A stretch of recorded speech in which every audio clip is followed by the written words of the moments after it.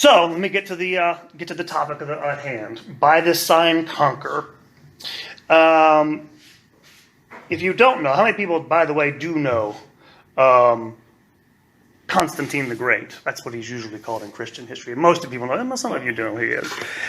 And for those of you who don't know, just start out with the basics. One of the most famous events in all of world history happened in the year 312, in October of that year, when Constantine, who was a Roman general, Roman emperor, fighting against other claimants to the imperial throne, marched on Rome, and according to two different sources, two different Christian writers, had either a vision or a dream. One writer, the writer Lactantius, who became his advisor after his conversion to Christianity, wrote that before the decisive battle at the Milvian Bridge outside of Rome in 312, he said, quote, Constantine was directed in a dream to have the heavenly sign delineated on the shields of his soldiers, and so to proceed to battle.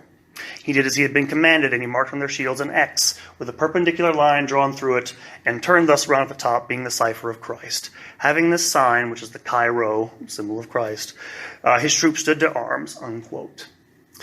The historian and bishop Eusebius, who was also an apologist for Constantine, wrote later on, much later than this, in the 330s, in his life of Constantine, they had a vision. This I'm quoting here. Quote, he saw with his own eyes the trophy of a cross of light in the heavens, above the sun, and bearing this inscription, conquer by this, or in teutonike in Greek. At this sight, he himself was struck with amazement, and his whole army also, which followed him on this expedition and witnessed the miracle, unquote.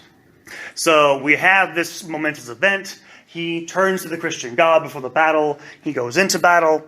And the next day, his forces, who outnumbered his opponent Maxentius, defeated Maxentius, which tried to retreat over the Tiber River, which is on the bridge there.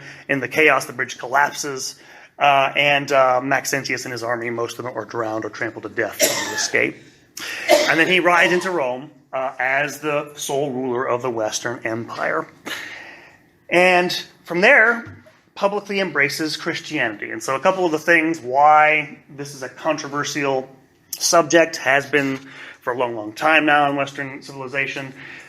First question is, okay, did Constantine really convert? This is usually the thing when people bring up, okay, was this a sincere conversion to Christianity? Or was this merely a political move on his part? This is usually the way it's framed, and we'll answer this in the course of this lecture. That's the first thing we want to consider about this great event. The third thing is, though, is why is it still controversial? It is. To this day, there are still people who, we'll talk about this, want to see but some of the problems in the church as being traceable back to Constantine and his embrace of Christianity, which, if you don't understand exactly why this is so important, when he becomes emperor, by the way, he does not make it the official religion of the empire. He's not the emperor that does this, but he does publicly start literally embracing it. He literally starts giving it money, building basilicas for it, donating land to the church. So the church has, if you like, it becomes, first of all, legally tolerated for the first time. Had never had any recognition from the Roman state, whatever, been a persecuted religion. But he gives it a sort of official quality it never had before, official recognition it never had before. And there are some people who think this is basically a bad thing. So why is this a bad thing? We're going to get through this today. And but start with some of the history behind this, what happened and why. And we have to go back to the Roman Empire itself, because his conversion takes place around 312, but there's a history there throughout the 2nd century, 2nd and 3rd centuries, which explains why it happens the way it happens. And in fact, by the year 300, relationships between Christians and the Roman state have fundamentally changed for a variety of reasons. One big reason is the Roman Empire is going through a crisis over the course of the 3rd century, over the 200s. They have lots of military and financial problems. The first of these problems is that they have a lot more enemies than they had in the past. For the couple of centuries, there hadn't been major threats on their borders. By the middle of the 3rd century, they have several. They have barbarian peoples, of course, we usually think of them as being invaders, but they caused problems on the borders. But worse than this was the rise of a new Persian empire on its eastern border, which will inflict several crushing defeats on Rome in the 3rd century. This is a problem they have to face. Defeats them several times throughout that century. They also have a problem of the debasage of the imperial coinage, because since the days of Nero, actually, Roman emperors, and you have to remember, people didn't understand inflation in the ancient or the early modern world, in fact, they started sort of clipping coins, so they were no longer pure silver. This debased their value. It meant the stuff that people were giving out in the streets, emperors were, it was debasing its value. So this caused huge financial problems. It also caused a lot of direct problems for the army. The reason being is that by the early years of the 3rd century, emperors increasingly granted pay raises to soldiers, which, of course, because the coin was inflated, did nothing for them. In fact, the only time they actually got real money from the emperor is when he gave them direct donations of gold for their efforts. And so what begins to happen is, starting in the year 235, armies throughout the emperor began to set up their own generals as rival emperors, mainly so they get paid in a lot of ways. So you have a lot of these things merging into those problems there. You also have natural disasters besetting the Roman Empire. In the middle of the century, in the 250s, a series of plagues strike the empire, which devastates their population at a time when they need, of course, more revenue from taxes and things of this nature. All of which contributes to increasing, debilitating political instability. Civil wars. In 235, the Emperor Severus Alexander is assassinated. And for the next 30 years, between his death and the accession of Diocletian in the year 285, nearly all Roman emperors are assassinated or die in battle. And so this opens up wars, opens up the empire to invasions, again, from people like those barbarian peoples on their borders, the Franks, the Goths, and so forth. But also, of course, to those Persians in the east. And this also, by the way, represents a serious problem they have in the army, because more and more of these emperors are coming from the army, and they're coming from the army on the borders. Literally, almost all of these emperors, including Constantine, actually, this is sometimes referred to as the barbarianization of the army, will come from, newly Romanized people on their borders. People like Maximinus in the year 235, who takes over for Severus Alexander, was a Goth from Thrace.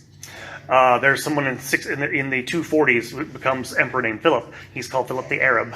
So you have people from all over the empire basically using this instability to try to make themselves emperor. So you have this involvement in politics, which is destabilizing the empire.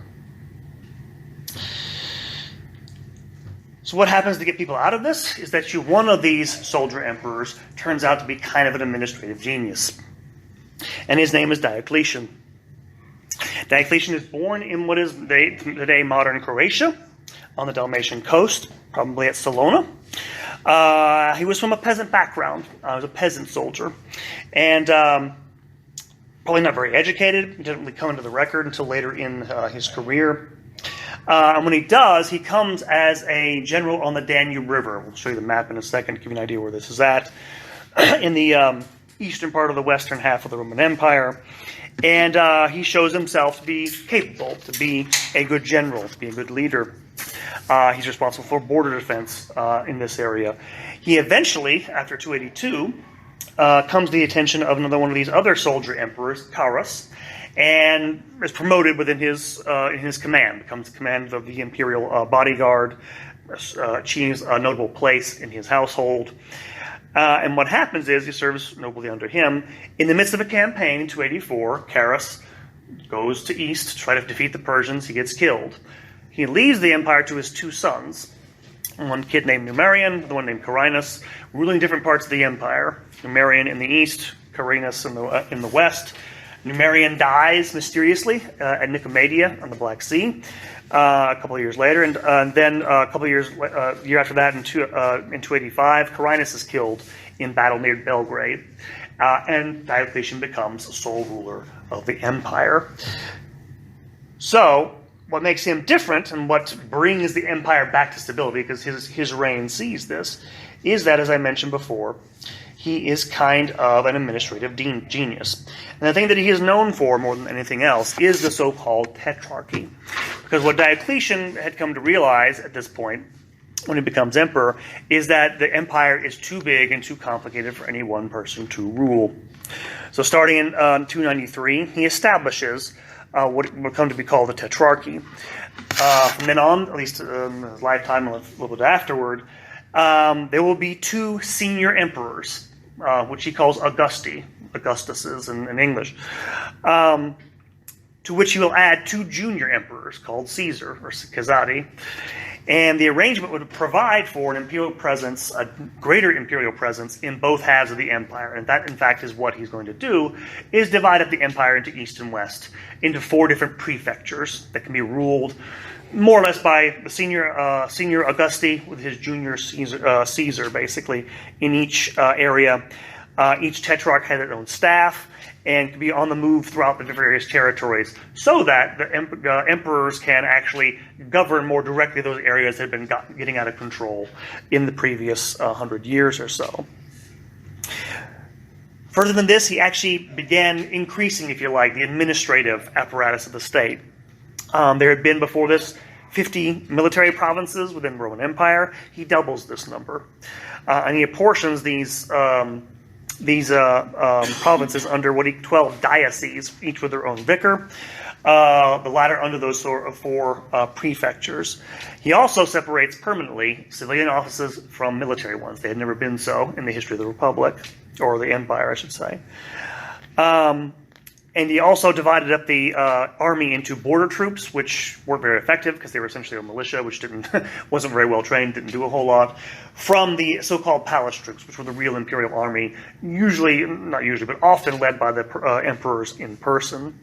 And what this meant was, by the way, is that, I don't have time to go into this too much detail, the Roman Empire became much more of a truly absolute form of government than it had been before. If your ideal of the Roman Empire is, Dom DeLuise from History of the World Part 1, where he's, wallowing around in his treasure, taking a treasure bath, and just sort of, that's not really the way Roman emperors actually acted prior to the 4th century. The Roman Empire was fairly loosely governed up until this time period. And what he's doing basically is giving Roman emperors a lot more direct control over the areas they're supposed to govern. That's the whole idea of this. I sort of move on to administrative forms. One other thing he also does is that he institutes a new type of court ceremonial for the emperors. And this may not sound very serious, but hear me out. He wanted to raise the dignity of the imperial office. Again, you had all these emperors being whacked by soldiers. You want to make sure that the imperial office is something so awe-inspiring people don't want to do this, or at least not be psychologically predisposed to go killing them. And so what he did was he began adopting types of etiquette at courts that were actually, by the way, some scholars think, people at the time thought, were adapted from Eastern Oriental models, probably Sasanian Persia. So that, for example, when you came into the emperor's presence, you could no longer stand. You had to prostrate on the ground before him. This is called adoratio in Latin. If you've ever seen priests being ordained, they go fall flat on their faces. That's what you have to do after Diocletian when you go into the emperor's presence. He also instituted a policy of seclusion by which he made access to his person much more difficult than it had been before. Why? The more distant you are, the harder you are to get to, the more august that you seem. He changed the form of address, the way you address an emperor. Emperors had never been called emperors. They had been called princeps, first citizen. They had been called imperator, which is a term given to victorious generals in the battlefield. From Diocletian onward, they were called dominus noster, lord and master, which again has connotations, of course, of master-slave relationships. It was meant to emphasize the emperor's absolute authority, in other words, and give it a sort of sheen that it had not had before. Now, I mention all this because I'm not just mentioning this because I like talking about imperial courts. I'm mentioning it because it has a real purpose, and this just to show you a map here of where the empire is divided up. You can kind of see in the inset there the 4 prefectures, where the different Caesars, the different emperors would rule. You see the west, out west there, modern-day France, Italy, and parts of the Balkans, Greece and parts of the Balkans, southern Balkans there, and the eastern part of the provinces over that way, and how they're divided up and how they worked. This, by the way, is an image of the Emperor Marcus Aurelius from his arch, his triumphal arch, making sacrifices to Jupiter, to the king of the Roman gods, the Roman pantheon. And I mention that because, if you don't know, Roman emperors had traditionally been responsible for what's sometimes called the Pax Deorum, the peace of the gods in the Roman state. And I mention that because scholars now recognize that what Diocletian was doing in trying to reform the empire, try to increase its security and stability, had as its basis a theological content. One historian, in the words of one historian, quote, "Theocratic absolutism that required as proof of political loyalty the total and unconditional adherence of all citizens of the empire to one universal state religion," unquote. The Roman Empire had been kind of more or less not operated that way prior to the 4th century. There had been persecutions of Christians before this, but they were sporadic and mostly local. As long as you were, fairly obedient in other spheres, they would leave you alone. The Christians were very unpopular. That's true enough. And again, you have people attacking them in local areas. That's true enough.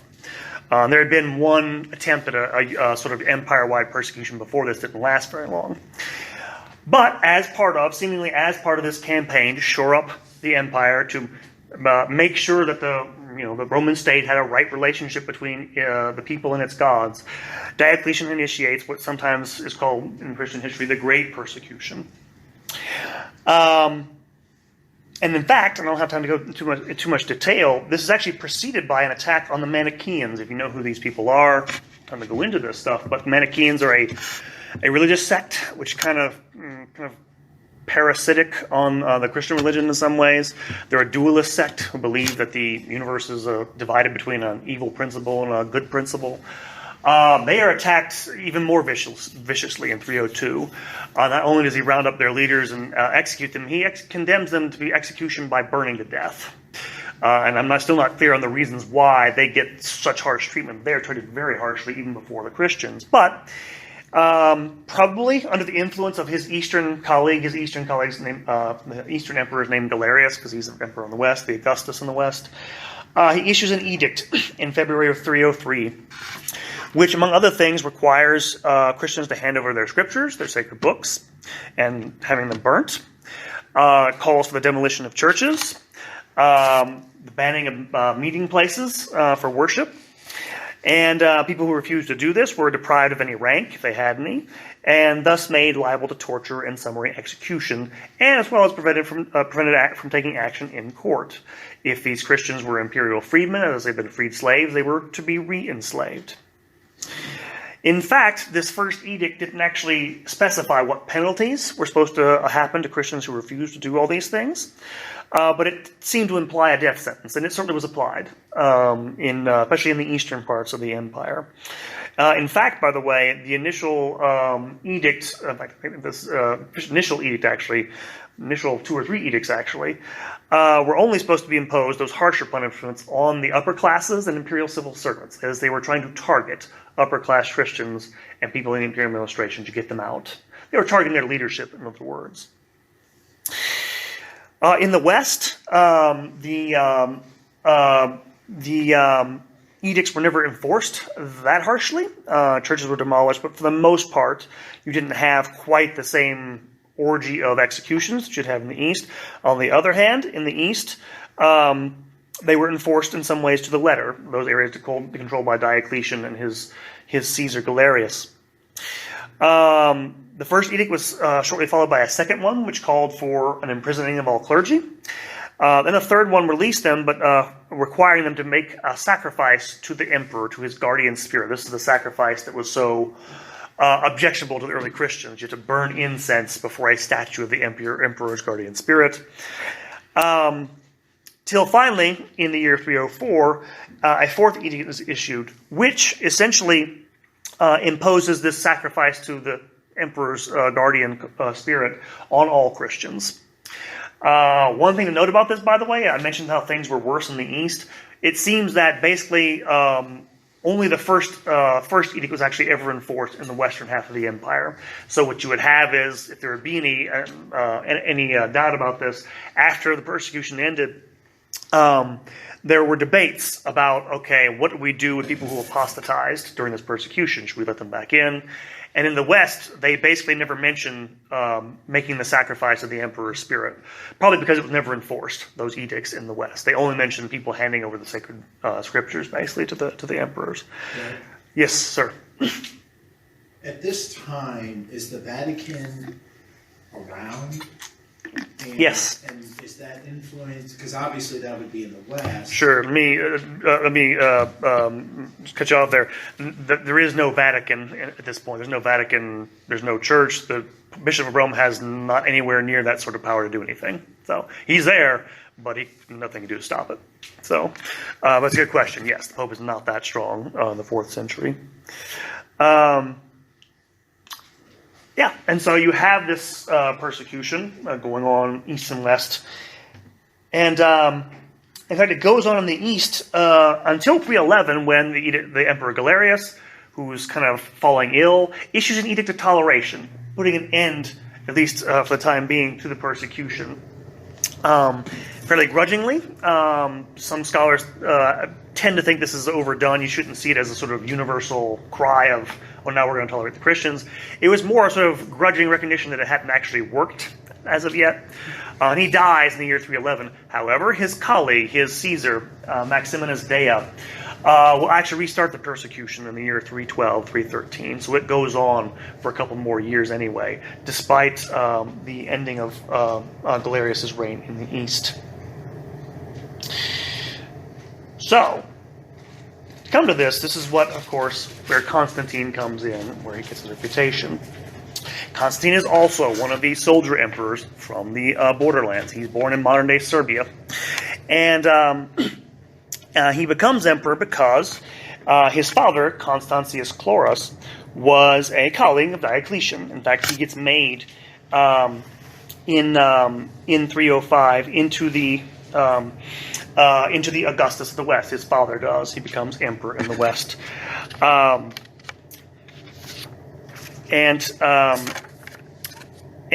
Constantine was supposed to have been Caesar under him. It didn't actually work out that way. He became sort of embittered by this. But after his father's death in the year 306, his troops actually proclaim him to be the Western Emperor in 306. Even though, I won't go into too much detail, there are several claimants to the thrones in each half of the empire. So, in other words, Diocletian's plan to have these junior emperors succeed the senior ones, it kind of goes a little bit of awry. Nevertheless, he's very popular with his troops. He's a good soldier. He makes his bones both in Britain but also on the continent, fighting against the Franks, one of those border peoples, on the continent. And what happens is that you have this split between the colleagues, because in the year 305, Diocletian retires, goes off to his palace in modern-day Croatia and says, I'm done. And so what's going to happen, though, is his successor, Galerius, is going to fight with all the claimants for the Western throne. And there are several of them. I won't go through this in too much detail, but it winds up that eventually in 308, Constantine is made Caesar under Licinius, who was the emperor in the West. While a man named Maxentius, who tried to claim the throne in the West, ensconces himself in Rome. Long story short, he never gets a title, but he basically manages to invade, basically take over Rome and the provinces in southern Italy that support him there. And this state of affairs lasts till about the year 311. However, what happens is, after a few years, Maxentius's reign will become repugnant to the people of Rome. He tries to raise taxes. That's always a bad idea. And in fact, Constantine waits patiently for his reign to break down. And this is where you have his march on Rome in the year 312, comes down into Italy and defeats Maxentius at the Battle of Militant Bridge, as already described. And so takes control of the Western Empire basically on his own. What happens is, and I say this because I'll explain his Licinius, his co-ruler in a second. They jointly issue the Edict of Milan a year after the Battle of Militant Bridge, which calls for a toleration for all religions within the Roman Empire. Basically to all of them, to sort of end the peace this way. And in fact, what's going to happen is that Licinius will take over in the east. He'll become the Eastern Emperor. Constantine will become emperor in the west. For a few years, they will co-rule together the empire. But what happened? And he actually marries his sister off to Licinius. What happens is that Licinius's attitudes towards Christian changes. He begins to start to persecute them around about the year 316. This was enough to prompt Constantine to put an army together, defeats him in 316. Several years later, he's finally totally defeated in the year 324, and Constantine becomes sole ruler of the empire. All this coincides with, of course, the total reversal, of course, of the situation of the church in the Roman Empire. By the time he does this in 324, the Christian church will be what it had never been before, a great landholding institution which has great wealth and all that other stuff. So this leads us finally to his actual conversion and the reasons behind it. Here, by the way, is just a map of the Battle of the Militant Bridge. You can ignore all that stuff up there, but Militant Bridge is on the Tiber, just in the northern part of the city up there. You can kind of see. Anybody ever been to Rome? Rome is the one or two. You can kind of see where this is at, generally speaking. But yeah, on the north side of the Tiber. And first thing to note about this is when we talk about his conversion, we can talk about what conversion meant in that period in the 4th century. Constantine more or less announces that he is now a follower of the Christian God when he comes back from the Battle of the Militant Bridge. He does this, by the way, by omitting the traditional sacrifices to the gods when he comes back in for his triumph in Rome. Bless you. Because if you were to have a triumph, you would go and make sacrifices like this. He doesn't do that. However, one of the reasons why people have debated so often the sincerity of his convictions is because he does not get baptized until he's on his deathbed. And the first thing to note about this is that this is actually no real, strike against him, because that was actually a common practice at the time. People delayed baptism to their death. Why? Baptism is supposed to wipe away all your sins, and people, recognizing that if they did that and then they sinned, they feared they would go to hell, so they waited until they were on their deathbeds to get baptized. There's logic to this, actually, so it's nothing in his thinking like this that made that sort of difficult thing. One of the other reasons, however, people kind of suspect his conversion is that, well, it seemed like, maybe this was a good political move to embrace Christianity at that point. Christianity, I believe, has something like 5 million members by the time you get to the year 300 or so, something like this. There's in the several millions. There's debates about the number. It might seem like it's already survived some persecutions. There is some thought this was a mere political move in many ways. One of the other reasons is that, of course, you have these two accounts I mentioned earlier of Lactantius and later on Eusebius, who were his advisors, that, again, some modern historians, some earlier historians, they tend to be skeptical about. They seemed a little too good to be true, the dream, the vision, stuff like this. In fact, whatever the actual content of his beliefs, we'll get to this in a moment, for the most part, modern scholars don't doubt his sincerity at all. This was, whatever else he thought he was doing, this was a conversion to the Christian religion. The debate, by the way, and nobody's ever going to settle this, is how well did he understand it? Was it really, did he really understand it all that well? Those things are more debatable. What he understood is that he thought God had given a vision that would lead him to success and to unify the empire. And he took that as a sign that that was the true faith. In more or less, and this is the thing, Lactantius especially is the more important of the two, because Lactantius was writing so close to the event, fairly shortly after it, whereas Eusebius was writing much farther after this. So what does he do once he becomes emperor in terms of religious policies? One I already mentioned was, of course, the Edict of Toleration. But he begins, again, as I mentioned before, begins building Christian buildings throughout the empire. He can build a new basilica. He creates a Christian church, the Lateran. He will that to the Pope eventually. He will, in fact, basically give build churches throughout the Roman Empire, all over the place. I'll show you some of them. Many of them still in existence. He would dedicate a statue of himself in the Forum, which the inscription through this solitary sign, "I have freed your city from the yoke of the tyrant," unquote, meaning the yoke of paganism. He began to put Christian symbols, such as the Cairo monogram, on monuments and coins from the year 312 or 313. Even though you still had pagan symbols appearing on his coins till about year 321. The Arch of Constantine, if you've ever been to Rome to see that, it also contains still some pagan imagery in it. So he doesn't initially necessarily see the contradiction, doesn't take those things off, or maybe he's just sort of waiting for the opportune moment, I'm not really sure. But the other thing about Constantine, but also all Roman emperors, I mentioned before, is they tend to see themselves, even before his conversion, as sort of religious figures. They were responsible for the religious health of their subjects. And this didn't change upon becoming Pope. He increasingly began to see himself almost sort of like, and I believe Eusebius calls him this, like a bishop in our modern terms, someone who oversees the church, someone whose job it is to help the church to increase its unity, to do stuff like this. He recognized bishops as counselors of state. He extends legal rights to them, which they had certainly never had before. He gives legal force to their resolution of their civil suits, and he basically begins to involve himself in all the church's affairs. And I won't go through too much of this. I'm going to save this for a later lecture, but of course the most important thing he does is actually convene an ecumenical council of bishops. This is the Council of Nicaea.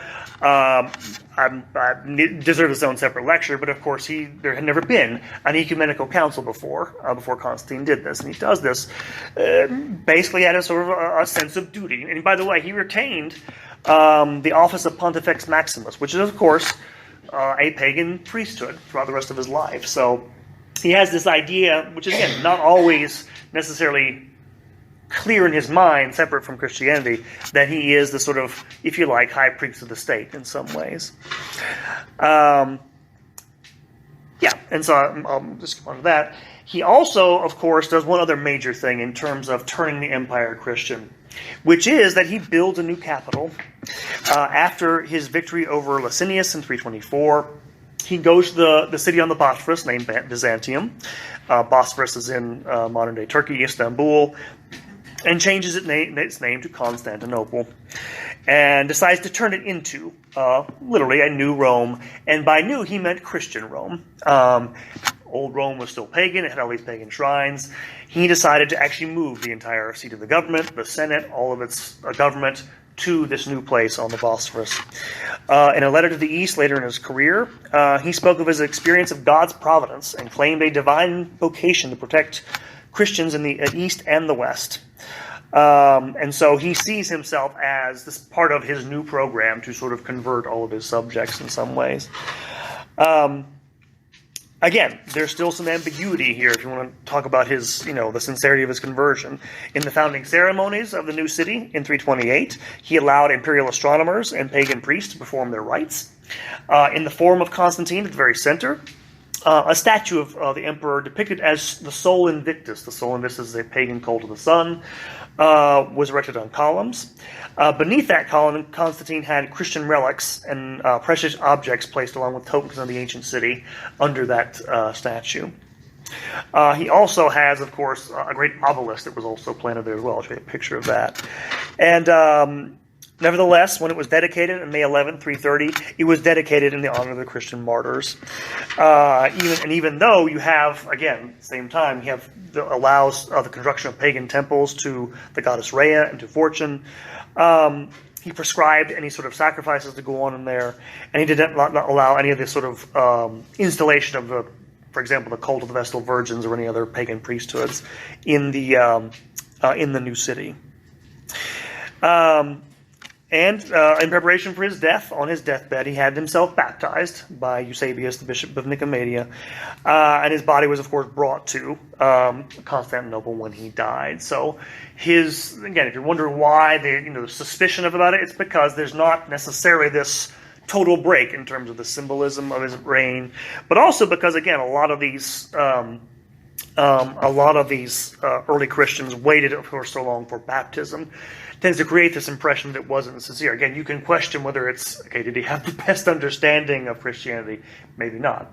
And again, a lot of people in a lot of different places, times, didn't have a great understanding of Christianity. But that's where some of this actually comes from. I also want to mention two other things, actually, about Constantine.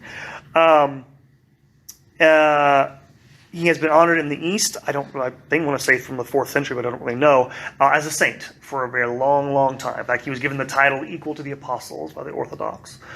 So important is his stature.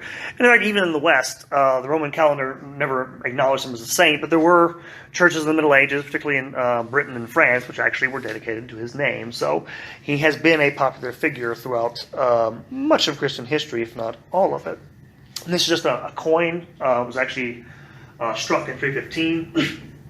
I think one of the first ones that actually has Christian imagery on it. You can't see maybe from that far away, but silver coin. It probably wasn't mass-produced, probably only for his court, but you can kind of see what it looks like there, him taking on those trappings.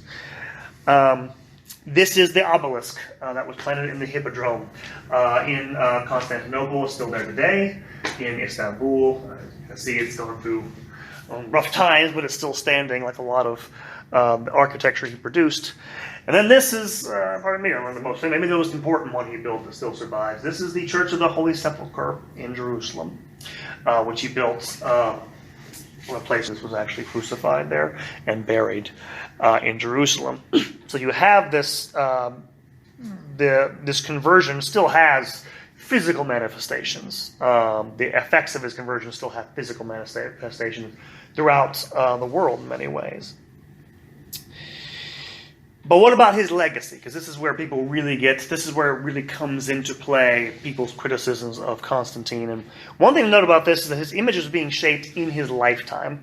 And in particular, Eusebius of Caesarea, the church historian we've already talked about, is one of the ones who became a close advisor to him after his conversion. And he's the one who really plays up the early Christian idea that that quite literally, in his works, he has two works mainly, the Ecclesiastical History, but also the Life of Constantine, that Constantine was inspired by the idea that he had a divine mission to unify the empire as a manifestation of the kingdom of God on earth. He's also the one, this was actually even before he became his advisor, but he's also the one who portrays him as the new Moses, the new religious leader who's going to lead the Christian people to a new era in ways that are, and again, I don't have time to go through this, I don't have any details right here, but they are quite striking in their praise, let's put it that way, for the man. Who, and I haven't mentioned his personality, what kind of man Constantine was. I don't think it's too much to say the man could be really, really brutal. I don't think it's too much to say he was a murderer in some ways. He was a really, really brutal guy. He was a soldier, as you'd expect. If you want examples of this, before his death, he killed off many of the members of his immediate family because they were rivals to his own sons to inherit the throne. This actually had consequences later on, but he could be extraordinarily violent. This man could. And yet, I mean, there's almost nothing but praise for Constantine up until you get to the High Middle Ages, and that's where criticism of him will come in. And that criticism comes mainly because of one thing: the donation of Constantine. Anybody know what the donation of Constantine is? This is, if you don't know, is a forged document from probably the 750s, probably from the court of Pope Stephen II. Which was based on an actual work called The Legend of St. Sylvester from the 5th century, which the donation purports to be a grant of essentially imperial authority from Constantine to Pope Sylvester I, in which he gives him all sorts of rights, claims to civic authority. And this forgery in the 750s, if you don't know the context of it, I can spend too much time on it, was actually directed at the time at Byzantine emperors. For long story short, the Byzantine emperors were not really capable at that point of defending popes anymore because they've been kind of cut off from the West. Plus, the Byzantine emperors were going through a crisis in the 8th century, the iconoclast crisis. So they weren't quite sure the popes were about the orthodoxy of these emperors. So somebody in the papal household probably forged this document to give the pope a measure of, if you like, political independence from these Roman emperors, which will be used throughout the rest of the Middle Ages against Western monarchs and Western kings to try to establish their independence vis-a-vis the state. But it has critics. Almost from the very beginning it had critics. And in particular in the High Middle Ages, when you get to the 12th, the 13th centuries, 14th centuries, people who are perfectly orthodox are very critical of the donation of Constantine. Why? Because they're concerned about the church's increasing wealth. In the High Middle Ages, the papacy becomes the powerful institution we're used to it being, and there are people like St. Bernard of Clairvaux, Francis of Assisi, weren't necessarily on board with all this. And of course you have even someone like Dante Alighieri in his Divine Comedy actually has part in the Inferno where he basically laments the fact that Constantine gave so much land and wealth to the Pope. And so the concern is about the church having all of this, if you like, worldly stuff, this worldly authority, this type of wealth and power, which will get repeated by people who are less orthodox in the end of the Middle Ages. Two people in particular. John Wycliffe, who was an English theologian, who was in various regions censured by the church, made the argument that the church should not own any property at all, and blamed the donation of Constantine for what he thought of as the church's usurpation of the just rights of civic authorities. So he took a really radical stance on this. And you have similar critiques being made by Jan Hus, who was a Bohemian Czech reformer in the 15th century as well. And so the critique is, well, this donation, or this goes back to his conversion, this power that was given to, supposedly, to the Pope, to the Church, by Constantine, has corrupted the Church's evangelical mission. The Church should be poor. It should be impoverished like the apostles were. It's corrupted its primitive nature, if you want to say that way, its original nature. This critique will in some ways be taken up by the Protestant reformers in the Protestant Reformation. Partly by John Calvin, the great Reformed minister, who in one of his treatises claimed that, I'm quoting here, quote, "The sudden triumph of the church under Constantine was one of the principal causes of her corruption and the beginning of that compromise with paganism," quote unquote. And so he sees this as a corruption of the church's doctrine, its religious teachings. Other reformers, like Martin Luther, English reformers, were more ambivalent.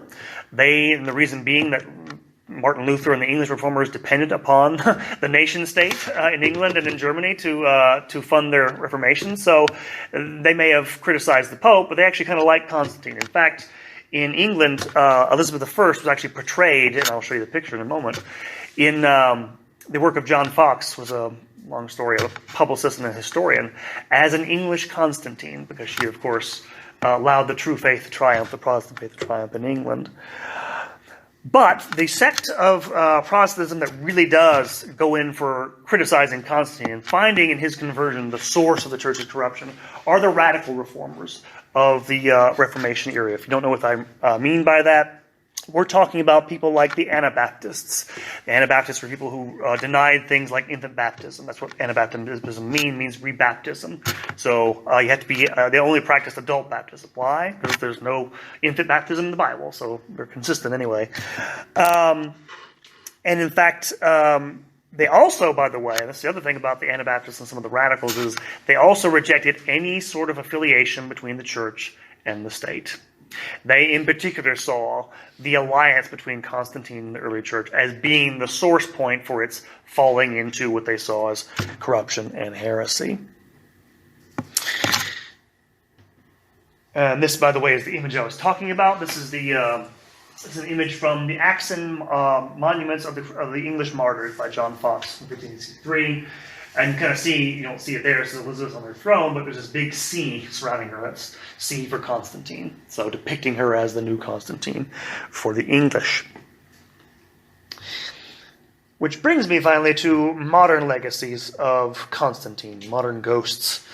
Probably the most, I don't say unique, it's not even unique, the most interesting in some ways, are the beliefs of the Church of the Latter-day Saints, the Mormons, whom part of this is their official doctrine as far as I'm aware, is that there was a great apostasy in which the teachings of the apostles were corrupted by the church once it sort of made its alliance with Constantine back in the 4th century.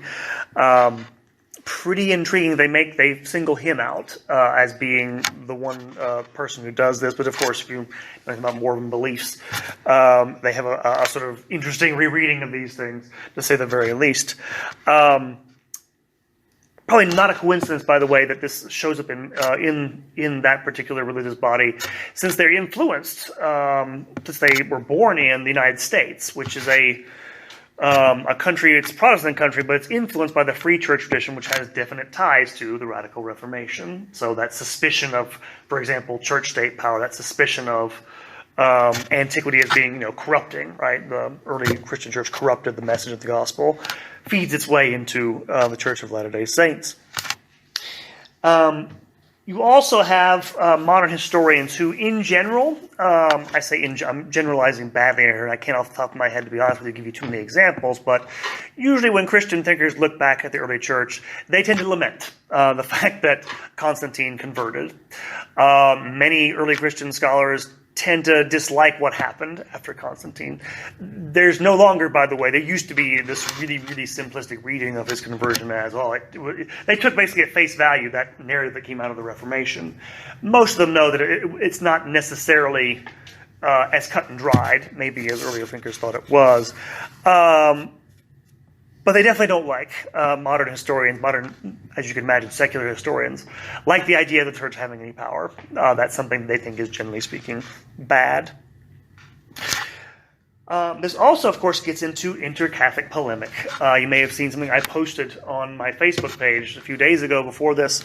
There was a book, a best-selling book, I might add, by, I've forgotten his first name, William Carroll? Carroll is the man's name. An ex-priest, a rather bitter ex-priest, if I might add, called Constantine's Sword, in which he blames the church's history, its alleged violence, on the conversion of Constantine, who introduced, in his mind, a defective sort of corruption into the church's teaching about Christ because of this. And as you can imagine, this gets into the sort of culture war stuff you're familiar with if you know anything about the contemporary church. It's usually sort of used as a weapon for anybody that thinks that, the church should have this, anybody that thinks the church should have a role in public life is basically, some sort of, Constantinian warrior, basically, who is a bad person or something. That's a term that's actually used sometimes to refer to this. People who prefer a cozy relationship between church and state. The word is Constantinianism. I know it's a big isms you get, but is condemned by a lot of scholars who don't like that idea. Both, by the way, inter-Catholic polemic and outside of it. And I wouldn't say it's generally speaking true that this generally breaks down, liberal versus conservative theology. Generally speaking, this is a liberal trope of, Constantine's bad, that sort of thing, for the most part. But finally, just in terms of even beyond the views of Constantine I've talked about here, one of the things that's so momentous about Constantine is that it really is the first time the church had ever had to deal with the problem of, what really should be our relationship to the state? Because, of course, its relationship was determined for it up until that time period. It was, of course, outlawed and they were hated. So what happens when that's not the case? And in particular, what should be that relationship, right? We all like to quote the passage from the Gospels where Jesus says, render unto Caesar the things that are Caesar's, and to God the things that are God's. But that doesn't actually necessarily help you when you're talking about what actually policies the church should pursue and those sorts of things. And the fact of the matter is, ever since Constantine, this is where you get some of the critiques of this in the church's history, the general sort of operative default, if you like, for most of the church's history has been it's better to have some sort of official relationship to the state than not. This, of course, in the Middle Ages, you get into the early modern period, the 19th century, thrown in altar arrangements in 19th century Europe. This is where a lot of modern historians, even modern, I say conservative, say historian theologians, don't like this much. But the church has a long history of trying to at least get recognition for the state. I think you can make a case for good reasons. To give one example of a relationship between modern governments and the church. Everyone knows what concordats are. Concordats are agreements, diplomatic agreements signed between the Holy See and modern governments. They were used in the latter part of the Middle Ages, but they became into their own really in the modern period. Yes, sir. Yes, well, I was going to mention three. That's one of them. And again, this is where criticism of the church's ideas come into play. The three that are usually most cited are the church's concordat with Napoleon, which didn't work because he didn't keep his promises and the agreement. With Mussolini, which did work and still works. The concordat that was signed, it's called the Lateran Treaty, actually. It was signed between the papacy and the fascist government of Mussolini in 1929 still governs the relationship between the Italian state and the church in Italy to this day. The other notorious one, of course, was the Concordat, the Reichskonkordat that the church signed with Hitler and the Nazis in the 1930s. And again, if you're wondering why would the church take a chance and trust Mussolini or the Nazis to do what they're going to do? And the reasoning basically is this. Again, it goes back to the idea, it's better to have something in concrete, some sort of official relationship with the state, so you have at least something to bargain with them for. And to give you an idea, by the way, of how this affects the church today, this idea that it's better to have some sort of relationship, kind of a controversial thing. Recently, the Vatican has entered into an agreement with the People's Republic of China. And this, of course, people have been very critical of the Pope for doing this. I have been myself, mainly because I don't see how you can trust the PRC. But again, the same thing was said, and I think rightfully so, of the church in the 1930s. Why would you trust the Nazis to keep their promises? But, and this is where I want to enter in here, is that the thinking, as far as I can understand it, behind the Vatican today of making this deal, which seems to have been a bad deal with the Chinese, is it's better to have some sort of official relationship. So at least you have something to bargain with them for. Again, I'm not defending the actual, I disagree with it, but I can easily see the idea behind it, which is fairly consistently been the main, I think, driver of the church's attitude toward the state. And so to wrap up, I'm trying to tie this up with a neat bow.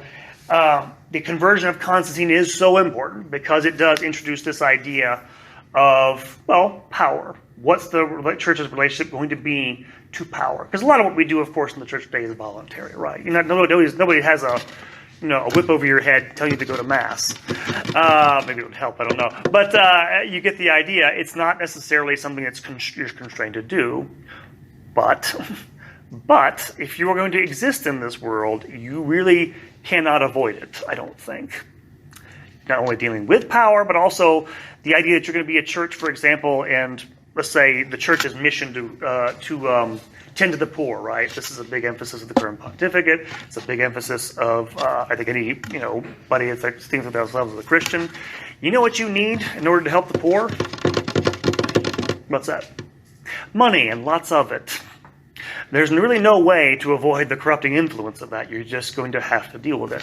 You're probably also going to have to deal with governments, one way or the other. And I say this because my own inclination is to run for the hills and get the hell away from it as soon as possible. But I don't think it's necessarily all that possible or realistic. And that's why we are still talking about Constantine until this day. Thank you very much. Thank you for listening. That is the end of the lecture.